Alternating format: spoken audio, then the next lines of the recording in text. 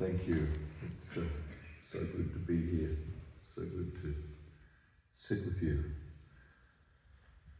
And tonight I would like to address embracing uncertainty, the practice of not knowing.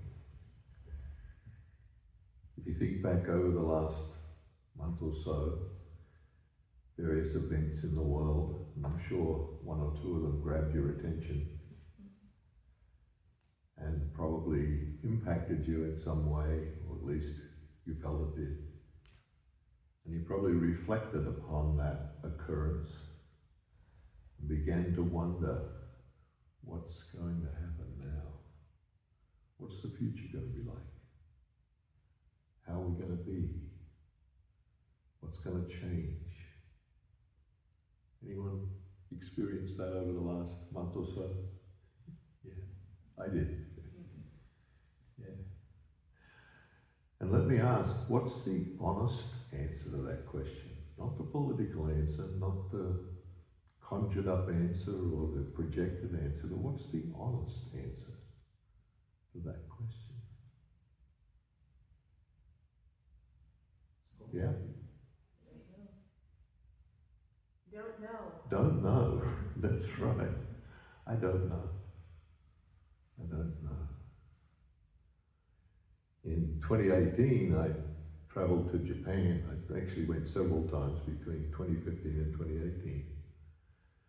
In 2018, I was with a group of yoga therapists who were there for a conference, a worldwide conference in Sendai. And after the conference, we traveled around together as a group. We went to Kyoto. One of the highlights of our Kyoto visit was to practice with a Zen master and then have a chance to have a talk with him and ask questions. And so we sat in a little circle after we'd done a Zen practice for about an hour. And there were lots of questions, because I think a lot of people were moved by the practice, the simplicity of it, and the elegance of it. And so questions came like, would this practice be good for someone with depression? Would this practice be good for people who are trying to get off addiction or wean themselves off addictive substances? And so on. You can imagine the kind of questions that a group of people who are out there trying to help people with body and mind might ask a Zen master if they got a chance. And to pretty much every question that was asked, his response was, don't know, don't know. Sometimes he said a few other things, but often it was, don't know. And I could see one member of our group was getting a little frustrated with his answer. And so she asked the interpreter to respectfully ask him why he was answering that way. What was behind his answer? Maybe she was being a little astute and thought that maybe there's something to this. And the Zen master went into a fairly lengthy explanation, a little bit longer than his usual, I don't know. And the translator then said what he had said, and it was something like this. He wasn't there. All of the questions that were asked, he couldn't answer because he wasn't there.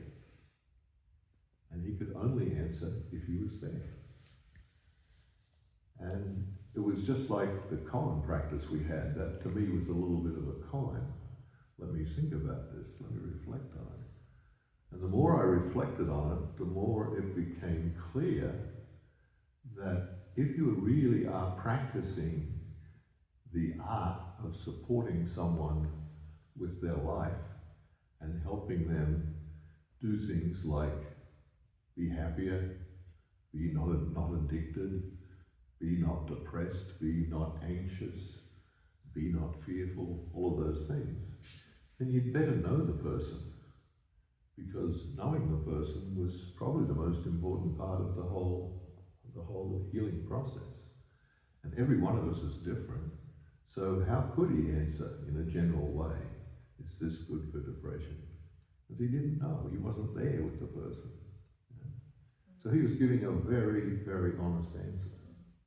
Now, oftentimes we try to extrapolate. We say, well, we quote research science because there's been 700 cases where this has happened, then we can conclude this. And there's some truth to that, I'm not denying that. But if we're really skillful and we're really present to someone, there's lots of subtle differences that will be noticed. When those subtle differences are noticed, the course of action we might take may be very different. Pema Chodron has said, letting there be room for not knowing is the most important thing of all. When there's a big disappointment, we don't know if that's the end of the story. It may be just the beginning of a great adventure. Life is like that. We don't know anything.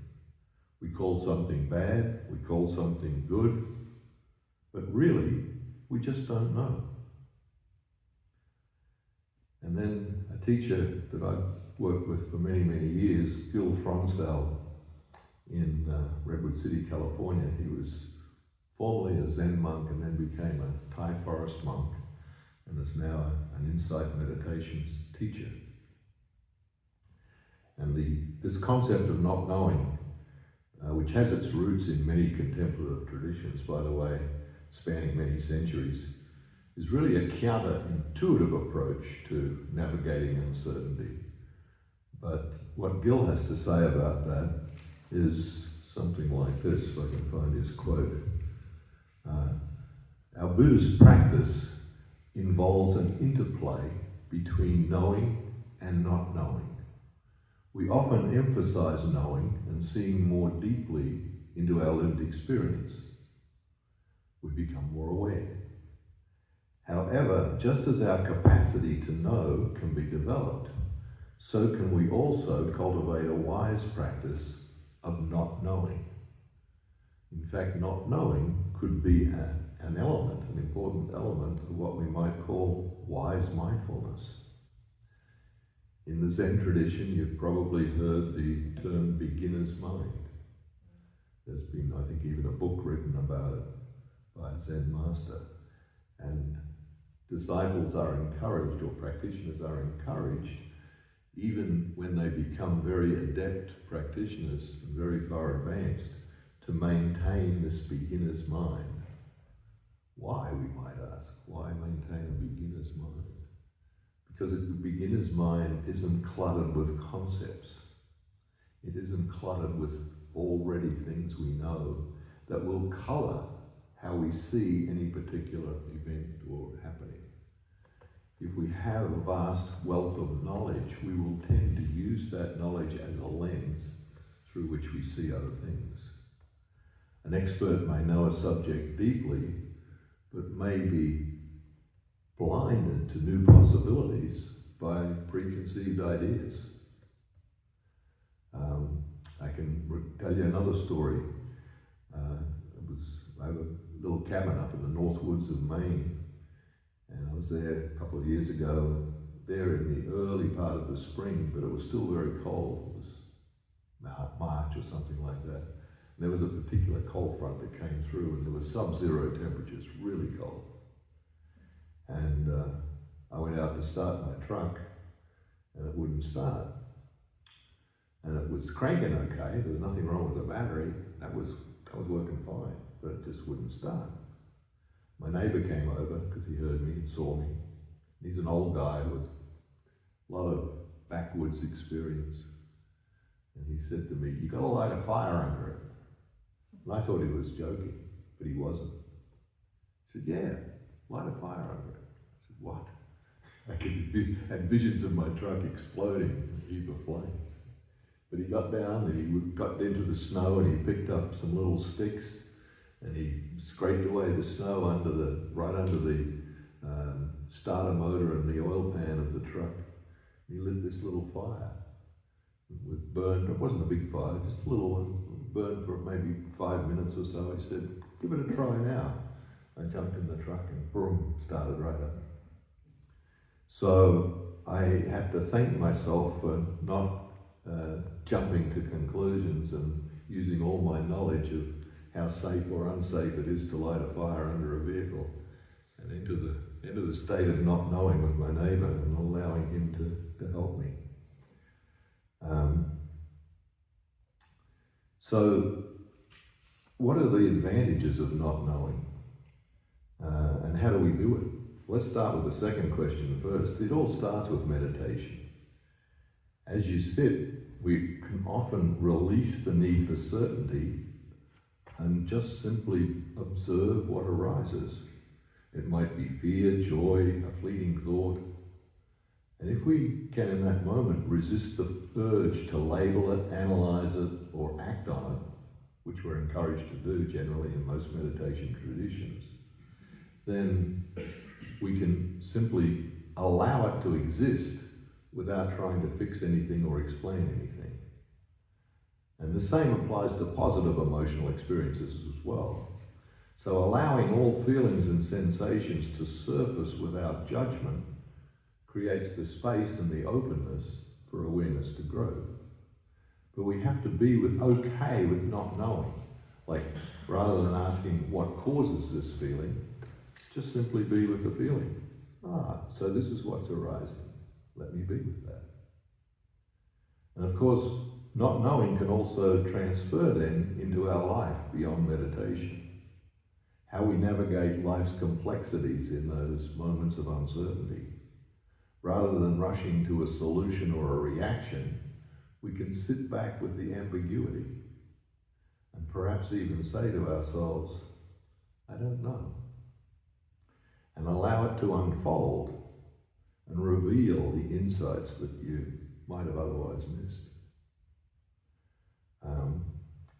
I know that in my own experience, many times where I've tried to fill the void, like there's an empty feeling, that empty, uncomfortable feeling, like you're a little bit bored and you've got nothing to do, you just have to do something, or you feel compelled to.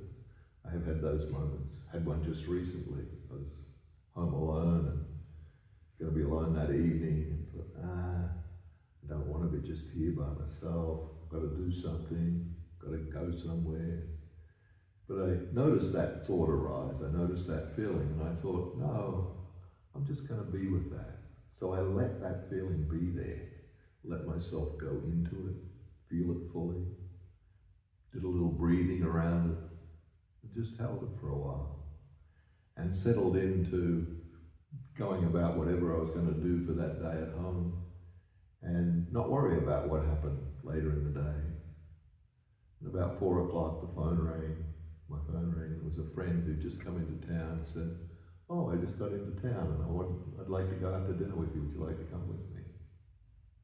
And I said, yeah, that'd be great. And we did. And I thought about that later, and I thought, I could have filled that gap. I could have done something and organized things to fill the void. But instead of that, I sat with the not knowing, and a wonderful event unfolded from that. A beautiful surprise to be able to be with a friend that I hadn't seen in a long time. The other thing that I think not knowing can do for us right now, and this is getting into a little bit of the nitty-gritty, we know that there's a lot of separation in our world right now. A lot of divides, a lot of conflict. Even here in our own country, we've got the us and them thing going on. Those people who aren't like our people.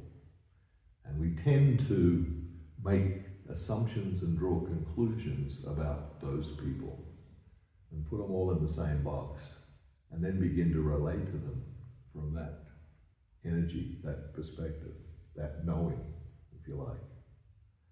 What would it be like if we, in our polarized world, practiced not knowing? Not knowing this person who thinks differently to us.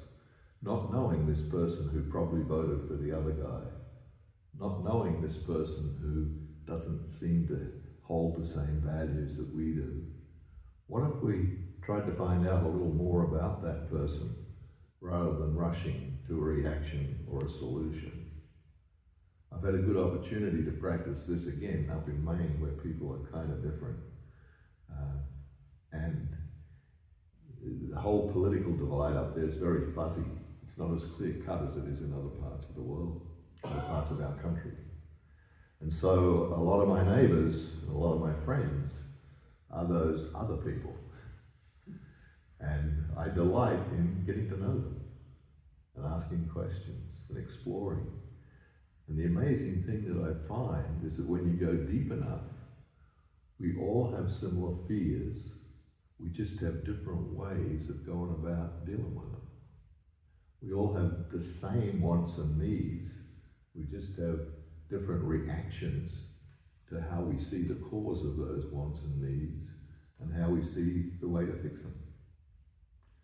And when we can have a conversation about those differences and do it without getting very dug in or attached to a particular position, but come with a not knowing mind, it's quite amazing how deep we can go and how deeply we can connect. So I think not knowing is a great practice for our world right now and can help us step away from the kind of labels and assumptions that we hold about others. Instead of reacting on preconceived notions, we can approach differences with curiosity and a desire and willingness to understand at a deeper level. Ultimately, I think these practices of not knowing will result in less stress, greater strength, deeper connections, and the capacity to embrace in uncertainty and relinquish the need for full answers. We actually can unlock richer experiences. We may in fact find ourselves going in a different direction altogether than when we first planned, but we may find we have more traveling companions with us and actually are going to a better place anyway. And maybe we can even create a sense of peace, or maybe real peace, in our world through the practice of not knowing. Now, one of the things that not knowing gets is a bad rap, because a lot of people think, oh, that's just being ignorant. Of course we know, we have to know. Well, it's not about ignorance. Not knowing, in fact, is a kind of difficult practice, and it's a wise practice. And it doesn't mean to say you ignore all the knowledge that you have, or you become ignorant, not by any means at all. That knowledge that you have and hold is very valuable and very important. It's just that you use it differently and don't inflict it upon others or let it color your lens, so that you're not open to perhaps being a little more curious in your not knowing. So I leave you with that as an opportunity to practice. Try it on tomorrow. See if you can find someone that you think you know, but you probably don't. And have a conversation from the place of not knowing. I leave that for your consideration.